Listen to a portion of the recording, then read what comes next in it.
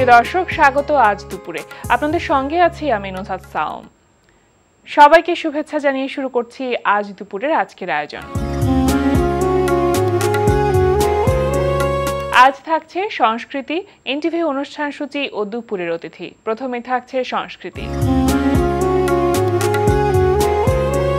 Music alliance world wide ফাউন্ডেশনের সহযোগিতায় Ashish Khan school of world music Paschimbanga এবং ওস্তাদ শাহাদাত হোসেন খান ফাউন্ডেশন বাংলাদেশের আয়োজনে আজ বিকেল 4টা থেকে রাত 9টা পর্যন্ত ছায়ানট সংস্কৃতি ভবনে অনুষ্ঠিত হবে একটি উপমহাদেশীয় শাস্ত্রীয় সঙ্গীত সন্ধ্যা, লিগ্যাসি অফ মেহার সেনিয়া ঘরানা। আজ পহেলা মে, মহান মে দিবস। শ্রমজীবী মানুষের সংগ্রাম ও সংহতির দিন মহান মে দিবস। 1886 সালের 1 মে যুক্তরাষ্ট্রের শিকাগো শহরের হেই মার্কেটের শ্রমিকরা দৈনিক 8 ঘন্টা কাজের দাবিতে আন্দোলন গড়ে তুলেছিলেন। এই সময় তাদের নির্দিষ্ট কোনো কর্মঘণ্টা ছিল না। নামমাত্র মজুরিতে তারা মালিকদের ইচ্ছানুযায়ী কাজ করতে বাধ্য হতেন। হেই মার্কেটে আহত ধর্মঘটি শ্রমিক সমাবেশে পুলিশ গুলি চালিয়ে আন্দোলন স্তব্ধ করে দিতে চেয়েছিল। গুলিতে মারা গিয়েছিলেন 6 শ্রমিক। এর প্রতিবাদে 4 মে হাজার হাজার শ্রমিক ফেটে পড়েছিলেন বিক্ষোভে। সেদিনও পুলিশের গুলিতে 5 শ্রমিক মারা গিয়েছিলেন। আন্দোলন গড়ে তোলার অপরাধে কয়েকজন শ্রমিকের মৃত্যুদণ্ডও দেওয়া হয়েছিল। এভাবে প্রাণের বিনিময়ে শ্রমিক শ্রেণী কায়েম করেছিলেন দৈনিক 8 ঘন্টা শ্রমের অধিকার। এরপর 1889 সালের 14 জুলাই প্যারিসে অনুষ্ঠিত দ্বিতীয় আন্তর্জাতিক শ্রমিক সম্মেলনে 1 মে আন্তর্জাতিক শ্রমিক ঐক্য ও অধিকার প্রতিষ্ঠা দিবস হিসেবে পালনের সিদ্ধান্ত নেওয়া হয়। নির্দিষ্ট শ্রমঘণ্টার সঙ্গে পরে বেতন বৈষম্য দূর করা, ন্যূনতম মজুরি, নিয়োগপত্র প্রদানের মতো বিষয়েও শ্রমিকদের জোরালো দাবিতে পরিণত হয়। মহান মে দিবসে দেশের সকল শ্রমজীবী মানুষের প্রতি রইল আমাদের শুভেচ্ছা। এবার এনটিভি অনুষ্ঠান সূচি।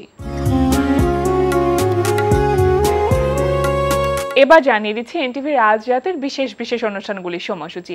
সন্ধ্যা 6:45 থাকছে গৌতম মণ্ডলের প্রযোজনায় অনুষ্ঠান অন্যরকম গল্প।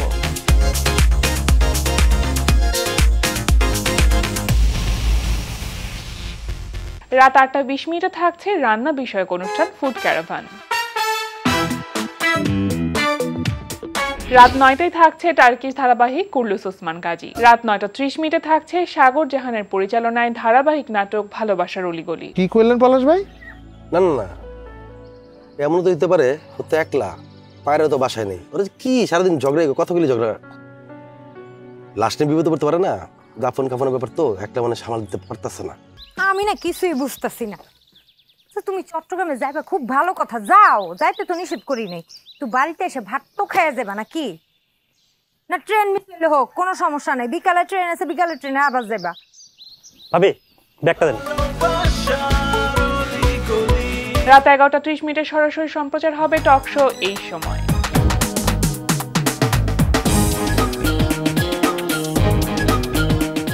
এই ছিল এনটিভি আজ রাতের বিশেষ বিশেষ অনুষ্ঠানগুলির সময়সূচি। দেখছেন আজ দুপুরে। এবার একটি বিরতি নিচ্ছি। বিকাশে কম খরচে ক্যাশ আউটের লিমিট বেড়ে 50,000, প্রিয় এজেন্টও 2টা। এবার দুপুরের অতিথি। প্রিয় দর্শক, আমাদের আজ দুপুরের অতিথি সঙ্গীত শিল্পী দিদারুল করিম। শুভ দুপুর ভাইয়া। শুভ দুপুর। কেমন আছেন? ভালো আছি। শুরুতেই আপনাকে জানাচ্ছি আজকে যেহেতু মহান মে দিবস এবং আন্তর্জাতিক শ্রমিক দিবস, আপনাকে জানাচ্ছি এই মহান মে দিবসের অনেক অনেক শুভেচ্ছা। আপনাকেও শুভেচ্ছা। সেই সাথে শুভেচ্ছা পৃথিবীর সকল মেহনতি মানুষ যারা আজকের এই দিনে শহীদ হয়েছিলেন, তারা সহ পৃথিবীর সমস্ত শ্রমজীবী মানুষকে আমাদের প্রাণ ঢালা অভিনন্দন এবং রক্তিম সালাম। অবশ্যই তাদেরকে আমরা শ্রদ্ধা ভরে স্মরণ করছি। এই যে শ্রমিকদেরকে নিয়ে আসলে আজকের এই দিবস এবং তাদের অনেক রকম মানে তাদের প্রাণের বিনিময়ে আজকে আমরা হয়তো এই দিনটি পেয়েছি। 1886 সালে এই যুদ্ধ বা সংগ্রামটা শুরু হয়েছিল। আজও কিন্তু সেই সংগ্রামটা চলছে শ্রমিকদের। আপনি একজন সাংস্কৃতিক কর্মী, সেই জায়গা থেকে বর্তমান সময়ে শ্রমিকদের প্রতি যা হচ্ছে সেই জায়গাতে আপনি আসলে কিভাবে দেখেন বিষয়টিকে? না, আসলে 1886-এর যে শিকাগোতে যে আন্দোলনটা হয়েছিল, সেই আন্দোলনটার ফল যে আমরা একেবারে শতভাগ পেয়েছি তা কিন্তু নয়, বলা এখনো যেতে পারে কিন্তু না। শ্রমিকরা কিন্তু তাদের অধিকার নিয়ে লড়ছে পৃথিবীর বিভিন্ন জায়গায়, এমনকি আমাদের বাংলাদেশে এখানেও কিন্তু তাদের অধিকার নিয়ে এখনো কিন্তু লড়াই সংগ্রাম চালিয়ে যাচ্ছে। জি তো আমার মনে হয় যে আসলে আমরা শতভাগ সফল তো হইনি, আরো সময় বাকি জি শ্রমিকদের ওই অধিকারটা আদায়ের ব্যাপারে। এবং আন্তর্জাতিক মহলে একরকম অবস্থা, বাংলাদেশের অবস্থা যদি চিন্তা করি সেক্ষেত্রে হয়তো আমরা আরো খানিকটা পিছিয়ে আছি। আপনি কি মনে করেন সেক্ষেত্রে? না, তা তো অবশ্যই। দেখেন আসলে হয়েছে কি যে পৃথিবীর ধর্মটাই যেমন এরকম যে ধনী গরিবের যে বৈষম্য, সেই বৈষম্যটা তো আসলে একেবারে প্রাচীন থেকেই চলে আসছে। সেটার কিন্তু হয়তো ডাইমেনশন চেঞ্জ হয়েছে, কিন্তু আসলে প্রকৃত চিত্র হচ্ছে হলো আসলে কোনো চেঞ্জ হয় নাই।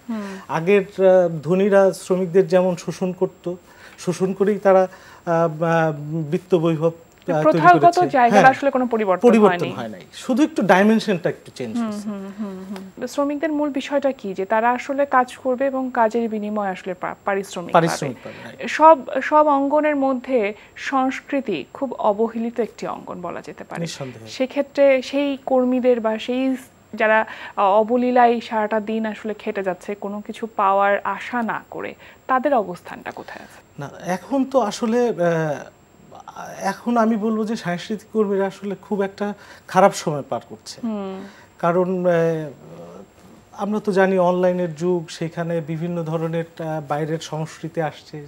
সেই ক্ষেত্রে আমরা যে আমাদের দেশের সংস্কৃতির কথা বলি, বাঙালি সংস্কৃতি আসলে আমরা একটু হুমকির মুখে। এবং যারা একটু কি বলবো শুদ্ধ সংস্কৃতি চর্চা করছে, নাটক, থিয়েটার, গান বা নৃত্যের সাথে যুক্ত যারা, এবং আমাদের একেবারে লোক যে সংস্কৃতি, সেই সংস্কৃতির কর্মীরা কিন্তু আসলে ভীষণভাবে অবহেলিত। যেখানে আসলে সরকারি যে পৃষ্ঠপোষকতা দরকার ছিল সেইটা কিন্তু খুব বেশি বাড়ে নাই। তো আমি বলবো যে এখনো সময় আছে যে আসলে আমাদের এই সংস্কৃতি কর্মী যারা আসলে দিনরাত কোনো কিছুর বিনিময়ে আশা না করেই কাজ করে যাচ্ছে, তাদের দিকে একটু নজর দেয়া। সেটাই। আপনি সংস্কৃতির সাথে জড়িত কবে থেকে বা কিভাবে?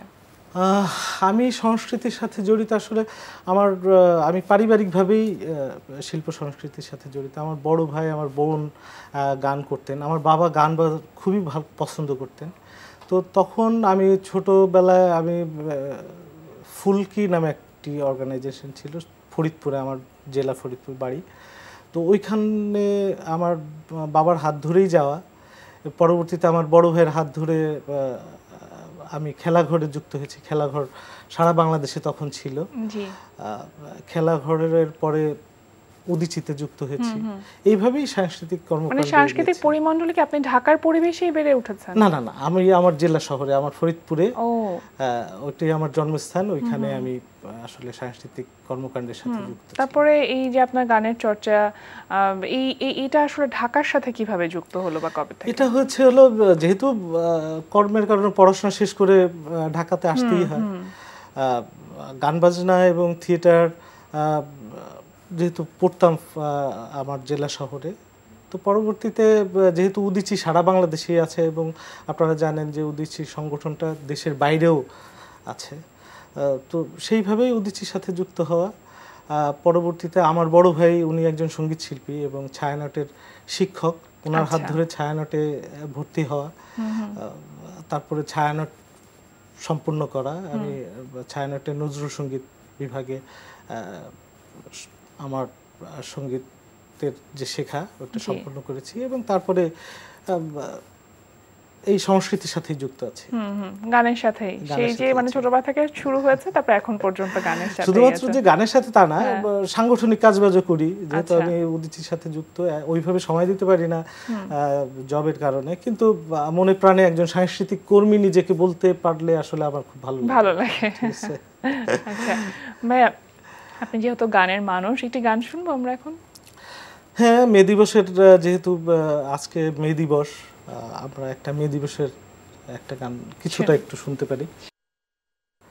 1886 পহেলা মে শিকাগোর হেমার্কেটে মজুরের তাজা খুনে ভিজে গেল খোলা রাজপথ, প্রথম শহীদ হলো মজুর। লাল সালাম লাল সালাম, রক্তে ধোয়া আমি তোমায় সালাম। লাল সালাম লাল সালাম, রক্তে ধোয়া আমি তোমায় সালাম। শোষকের শৃঙ্খলে প্রথম দিয়েছে ওরা টান, মালিকের মুনাফায় প্রথম হেনেছে পদাঘাত। শোষকের শৃঙ্খল প্রথম দিয়েছে ওরা টান, মালিকের মুনাফায় প্রথম হেনেছে পদাঘাত। ওরা পৃথিবীর মেহনতি মজদুর, ওরা মজদুর দুনিয়ার সূর্য, ওরা মজদুর দুনিয়ার সূর্য। ওরা সত্য ওরা ধন্য, ওরা সত্য ওরা ধন্য, ওরা বিপ্লবী পৃথিবীর মন্ত্র। Long live revolution, long live long live long live revolution, long live long live long live revolution, long live long live long live revolution, long live long live. লাল সালাম লাল সালাম, রক্তে ধোয়া আমি তোমায় সালাম। ভীষণ সুন্দর, ভীষণ সুন্দর। এটা তো গণজাগরণ সঙ্গীত। নিঃসন্দেহে। এটা নিয়ে কোথাও পারফর্ম করা হয়েছে? না, এটা তো আমরা জাগরণের অ্যালবামে এটা গানটা রেকর্ড করা হয়েছে, যেখানে বাংলাদেশ এবং ভারতের সব শিল্পীরা মিলে কোরাস করেছে গানটি। এবার একটু অন্য প্রসঙ্গে আসতে চাই যে বর্তমানে আপনার কেমন ব্যস্ত সময় যাচ্ছে, বা গান নিয়ে কোথায় কোথায় কি কি ধরনের ব্যস্ততা আছে? ব্যস্ততা বলতে হচ্ছিল আপাতত আমার কর্মস্থল নিয়ে একটু ব্যস্ততা একটু বেশি, তারপরে গান বাজনা নিয়ে হলো আমার রিসেন্ট একটা অ্যালবাম বেরিয়েছে এবং নতুন দুটো গানের কাজ চলছে, আগামী মাসেই রেকর্ডটা সম্পন্ন হবে। আর সাংগঠনিক কাজ তো টুকটাক চলছে। আমরা আমাদের রিসেন্ট আমরা কিছু গণসঙ্গীত যারা করেছি, এই কয়েকজন শিল্পী মিলে আমরা চেষ্টা করছি একটা নতুন একটা সংগঠন, একটা গানের একটা জায়গা তৈরি করার জন্য। আচ্ছা, ইতিমধ্যে আমরা অনেক গণসঙ্গীত করব, গণসঙ্গীতটা মেন থাকবে, কিন্তু অন্যান্য বাংলা গানও করব। সেখানে লোকগীতি থাকতে পারে, নজরুল রবীন্দ্রসঙ্গীতও থাকতে পারে। তো এবং আমরা সংগঠনটির নামও ইতিমধ্যে ঠিক করে ফেলেছি, গানের মিছিল। তো আশা করি যে আগামী মাস থেকে আমরা ভালো, ভীষণ ভালো একটি উদ্যোগ। গণসঙ্গীতের কথা যদি বলি, 1971 সালে মুক্তিযুদ্ধের সময় গণসঙ্গীতের অবদান আসলে অনস্বীকার্য। ওটা তো অস্বীকার করার কোনো উপায় নেই। এবং যতগুলো আসলে খুব ক্রাইসিস সময় এসেছে আমাদের দেশের জন্য, সেখানে গণসঙ্গীতের অনেক বড় একটি ভূমিকা আছে। বর্তমান সময়ে গণসঙ্গীতের অবস্থান যদি জানতে চাই, বা আসলে সেই গণসঙ্গীতটাকে আমরা আসলে কতটুকু মূল্যায়ন করছি, সেটা আসলে কতটুকু চর্চা করছি, নতুনদের মধ্যে আগ্রহটা কেমন? আসলে বর্তমানে গণসঙ্গীত চর্চা হচ্ছে না, সেটারও একটা কারণ আছে। কারণটা হলো যে আসলে মানুষ যখন ক্রাইসিস তৈরি হয়, সমাজে যখন বিভিন্ন ধরনের সমস্যা তৈরি হয়, গণসঙ্গীতটা কিন্তু আসলে ওই সমস্যাকে ঘিরেই তৈরি হয়। যেমন আমাদের 52 ভাষা আন্দোলনের যে গানগুলো হয়েছে, 69 হয়েছে, 70 হয়েছে, মহান মুক্তিযুদ্ধে গণসঙ্গীত আমাদের একটা বড় একটা ভূমিকা পালন করেছে। কিন্তু আসলে আমরা এখন যেই ক্রাইসিসটাতে যাচ্ছি, সেই ক্রাইসিসে আসলে সেই সমস্যার মধ্যে আমরা কেন যেন গণসঙ্গীতটা হারিয়ে যাচ্ছে। গণসঙ্গীত যারা লিখতেন বা লেখার জন্য যে নতুন গীতিকার, তাদেরকেও আমরা পাচ্ছি না, সুরকারও পাচ্ছি না, এবং গানের জন্য তো আসলে তেমন সংগঠনগুলো সেভাবে ভূমিকা রাখতে পারছে না। যেহেতু আমাদের একটা মন্ত্রণালয় আছে, সাংস্কৃতিক মন্ত্রণালয়, আরও কিছু ভূমিকা আছে, কারণ সমাজে তো কিছু অনিয়ম তো থাকবেই, সেগুলোকে ইয়ে করার জন্য, সেগুলোকে মানুষের ভিতরে শৃঙ্খলার ভিতরে আনার জন্য, মানুষের ভিতরে উদ্বুদ্ধ করার জন্য কিন্তু গান সঙ্গীতটা কিন্তু একটা বড় ভূমিকা। সেই জন্য তো আমরা বলি গণজাগরণের গান। রাইট, সেটাই। আচ্ছা, নতুনরা তো কেউ আসলে খুব একটা মনে হয় আগ্রহ প্রকাশ না, করছে না। নতুনরা তো একদমই ভীষণ রকম, আমরা এখন যেটা দেখছি যে এখন সবাই আসলে কভার সং করার ব্যাপারে ভীষণ রকম আগ্রহী, বিদেশি গানের প্রতি ঝোঁক হচ্ছে। আর গণসঙ্গীত তো গাওয়ার জন্য আসলে তেমন নতুন ছেলে মেয়ে আসলে আমরা পাচ্ছি না। আসলে সংগঠনগুলোও চেষ্টা করছে, কিন্তু আসলে কেন যেন আমরা সেই জায়গাটায় আসলে এখানে যশ খ্যাতির পাচ্ছি একটি না। বিষয় আছে হ্যাঁ, যে মানে সেটা আমি একটা- আসলে গণজাগরণ সঙ্গীত করব বা গণসঙ্গীত চর্চা করব, এখান থেকে আমার বেনিফিটটা কি? হ্যাঁ, সবার চিন্তাটা এরকম। স্বাভাবিক, একটা সময় হ্যাঁ। ছিল তো ওই চিন্তা ছিল না। হ্যাঁ, আমরা হ্যাঁ। একটা সময় ছিল যে আমি সংগঠন করি, আমি মানুষের জন্য কথা বলতেছি, আমি মানুষের কাছে আমার গানটা নিয়ে যাচ্ছি, সেই গানের মাধ্যমে মানুষ কিছু শিখছে, জানছে। সেইটার যে একটা আকুতি ছিল, সেই আকুতিটা এখনকার ছেলে মেয়েদের ভিতরে আসছে না। সেটা আমার মনে হয় যে বা আসলে আসলেও আমাদের সংখ্যাটা কম। আমাদের হ্যাঁ, সামাজিক এবং পারিপার্শ্বিক পরিস্থিতিটাও এর জন্য দায়ী আসলে। আপনার যে জায়গা থেকে বা যে চিন্তা ভাবনা থেকে সাংস্কৃতিক কর্মী হিসেবে নিজেকে গড়ে তোলা, সেটার আসলে কতটুকু পূরণ হয়েছে এখন মনে হয়? না, পূরণ তো আসলে হয় না, কারণ আমরা যখন কোনো সংগঠন করি তখন তো একটা আদর্শ নিশ্চয়ই ধারণ করি যে আমি আসলে সমাজের এই মানুষদের জন্য কিছু করতে চাই, এই মানুষদের কথা বলতে চাই। তো সেই জায়গাটা তো আসলে পূরণ হবার নয়। জি। তো আমি যেহেতু একজন গণসঙ্গীত শিল্পী, গণসঙ্গীত করি, সংস্কৃতি কর্মী, তো আমরা তো সংস্কৃতি কর্মীরা তো চাই যে মানুষের সুখ দুঃখ, তাদের ভালো লাগা মন্দ লাগা, সমাজের নিয়ম অনিয়মগুলোকেই আসলে যাতে প্রাধান্য শৃঙ্খলার ভিতরে আসে সেইটাকে প্রাধান্য দিই। তো সেইখানে তো অনিয়মটা তো রয়েই গেছে। শ্রমজীবী মানুষ তার তো অধিকার নিয়ে এখনো কথা বলছে, ঠিক আছে, কিন্তু সেই অধিকার আসলে কতটুকু প্রাপ্তি হচ্ছে সেটা এটা তো একটা আর বড় হচ্ছে না। প্রশ্ন। তো সেইখানে তো আমরাও যে তাদের জন্য খুব বেশি করতে পারছি তাও তো না। তো সেখানে তো অপ্রাপ্তি তো রয়েই গেছে এবং হয়তো থাকবেও তাই। এবং সংস্কৃতির ক্ষেত্রেও যেরকম একটা গণসঙ্গীত যেরকম সবার সঙ্গীত আসলে মানে এটা এমন না যে খুব ক্লাসিফাইড করা বা কোনো শ্রেণী বৈষম্য না, করা, এরকম না। কিন্তু আমরা যখন এখন সংস্কৃতি চর্চা করছি আমরা কিন্তু খুব সীমিতভাবে সংস্কৃতি চর্চা করছি। আমরা আগে থেকে চিন্তা করে রাখছি যে আমাদের এই সংস্কৃতি চর্চা আসলে দর্শক কারা। যেমন ধরেন যে কোনো রিক্সা চালক বা যারা শ্রমিক, তাদেরকে কিন্তু আসলে চিন্তা করে আমাদের কাজগুলো করা হয় না। সেই জায়গাতে আসলে কিভাবে আমরা কাজ করতে পারি? আমাদের শ্রমিকদের কিন্তু বিনোদনের জায়গা খুবই কম। তারা দেখা যাচ্ছে সারাদিন হাড় ভাঙা পরিশ্রম করার পরে এখন যেহেতু তার হাতে একটা ডিভাইস আছে, ছোট্ট একটা মোবাইল আছে, মোবাইলে সে একটু গান শুনবে বা ভালো একটা নাটক দেখবে। তো সেই জায়গাটাও কিন্তু দেখেন আমরা কিন্তু তাদেরকেও ওইভাবে তৈরি করতে পারছি না, কারণ সে খুললেই কিন্তু সে ভালো জিনিস পাচ্ছে না। হ্যাঁ, তো আমার মনে হয় যে সেই জায়গাটা আসলে আর একটু নজর দেওয়া উচিত। তাদের জন্য, আমাদের এই শ্রমজীবী মানুষদের জন্য আসলে একটু চিন্তা ভাবনা করা উচিত। তারা যেভাবে একটু সময় করে একটু বিনোদন পায়, সেই তাদের মতো করে একটু আমাদের আসলে কিছু চিন্তা ভাবনা করে কিছু তৈরি করা উচিত। একেবারে শেষ পর্যায়ে আমরা চলে এসেছি, একদম শেষ পর্যায়ে আপনার কণ্ঠে আরো একটি গান শুনতে চাইবো। একটি গান করি, যে গানটি হলো মহান মুক্তিযুদ্ধে ভীষণ রকম ভূমিকা রেখেছিল আমাদের উদীচী শিল্পী গোষ্ঠীর প্রাক্তন সাধারণ সম্পাদক মাহমুদ সেলিম। উনি 21শে পদক পেয়েছেন। ওনার বিখ্যাত একটি প্রযোজনা ইতিহাস কথা কও, সেই ইতিহাস কথা কওয়ের একটি গান আমার ভীষণ প্রিয়। এই গানটি দিয়ে করছে এবং আমার মনে হয় যে গানটার ভেতরে যেই কথাটা বলা, আকুতি বলা হয়েছে, সেই আকুতিটা এখনো রয়ে গেছে আসলে। ঠিক আছে, আমি গানটা গাই। মাঠে মাঠে সোনালি ধান,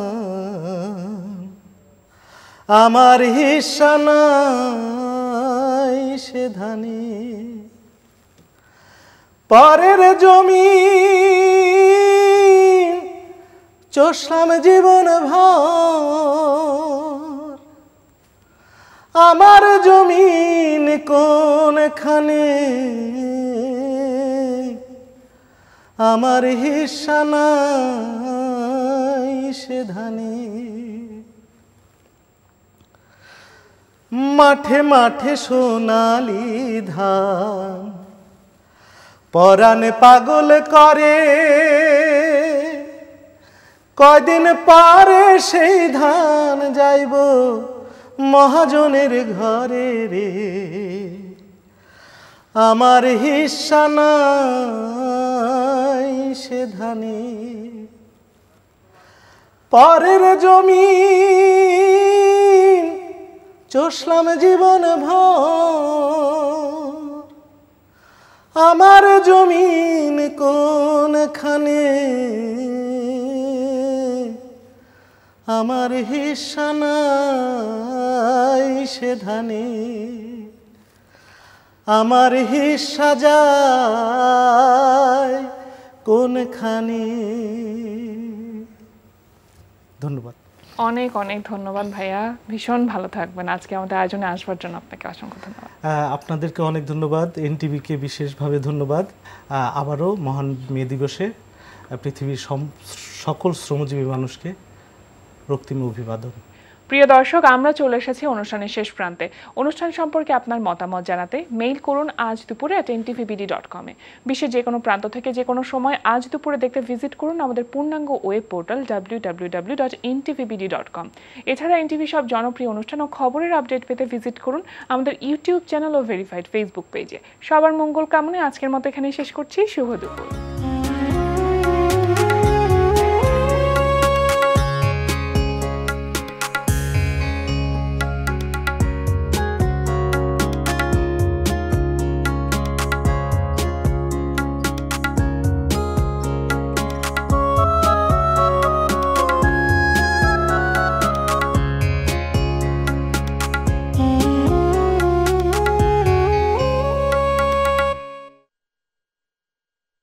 বিকাশে কম খরচে ক্যাশ আউটের লিমিট বেড়ে 50,000, প্রিয় এজেন্টও 2টা।